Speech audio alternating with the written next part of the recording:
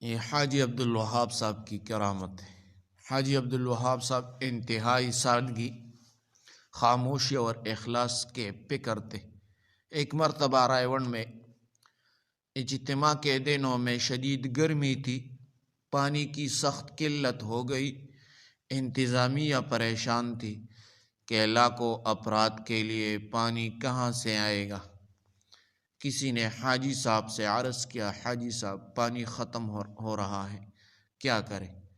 حاجی عبدالوہاب صاحب رحمہ اللہ نے نہ کوئی تدبیر بتائی نہ شور مچایا، بس آہستہ سے فرمایا، اللہ سے مانگو، اسی کے خزانے ہیں۔ وہ خاموشی سے ایک طرف گئے، ہاتھ اٹھائے، مختصر سی دعا کی اور واپس آ گئے۔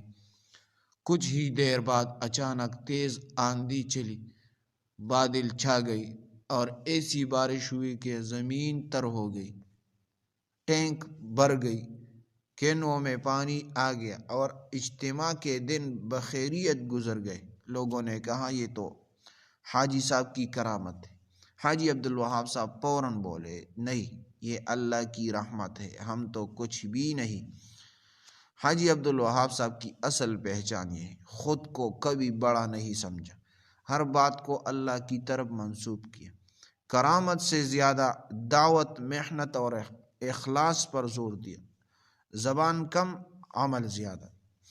تو اس سے سبق ملتا ہے کہ اللہ پر کامل یقین ناممکن کو ممکن بنا دیتا ہے۔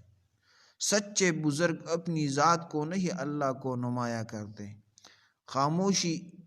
خاموش دعائیں بھی آسمان ہلا دیتی ہے۔ تو بھائیو، اپنی عمل میں اخلاص پیدا کرو، کیونکہ حاجی صاحب ہر بات کی نسبت اللہ کی طرف کرتے تھے۔ کیوں؟